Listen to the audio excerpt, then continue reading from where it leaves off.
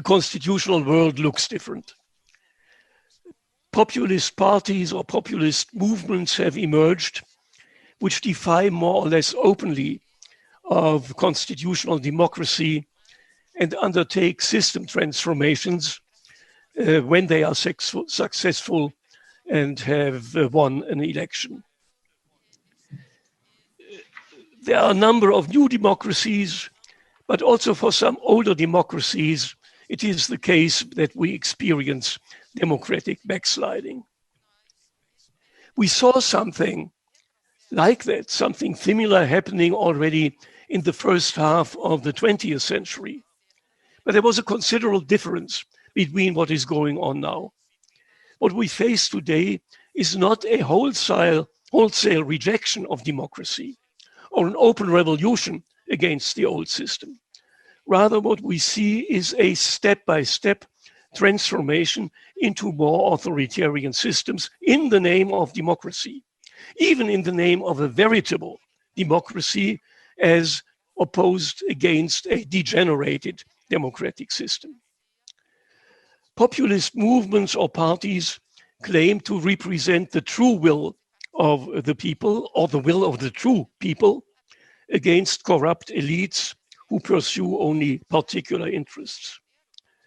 That some traditional democracies are not delivering what is expected from a functioning state. This prepares the soil for populist and movements and political parties. Still, I think that there is a fundamental misunderstanding about democracy on the side of populists. The promise of democracy, in my view, is not that the will of the people will prevail, because there is no such thing like the will of the people. There are only countless combinations of individual opinions and interests, out of which the collective will has to be formed always anew. It will never happen that all individuals or all groups find their opinions or their interests finally prevailing. The promise of democracy rather is that all may participate on an equal basis in the formation of the general will and can thus exercise influence on the outcome. A very important element of liberal democracies intervenes, which is of crucial importance. The current majority does not have unlimited power to put its ideas and interests through.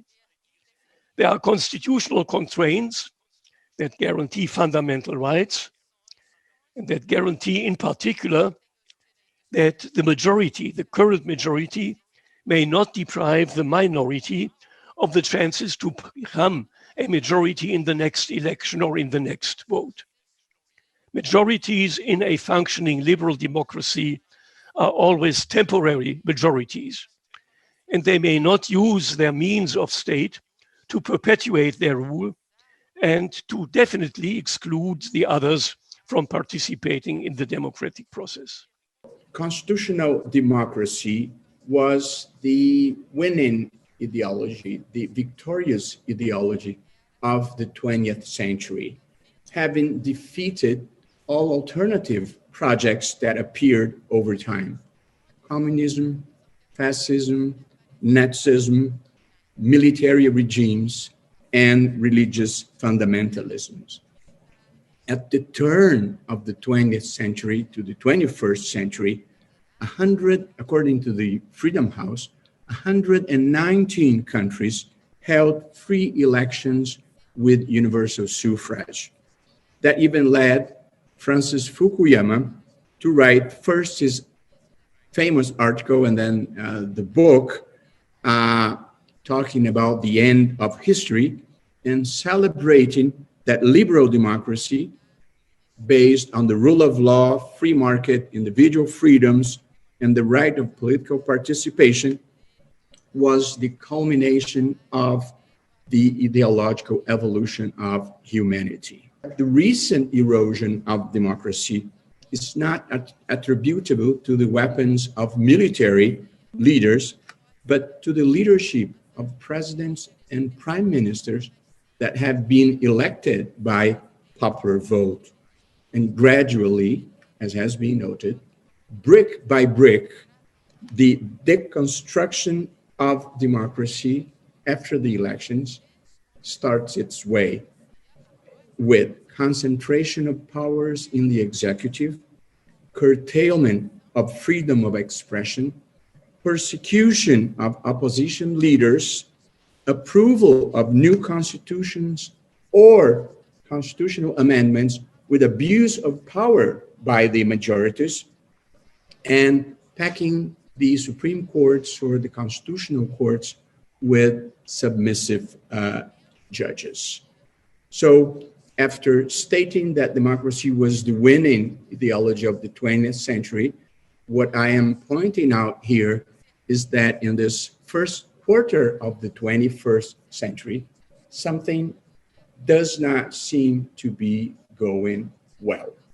There are three different phenomena occurring simultaneously. They're different, but they are contemporary. The first phenomenon is populism. The second is radical conservatism. And the third is authoritarianism. They are confused, although they're different things.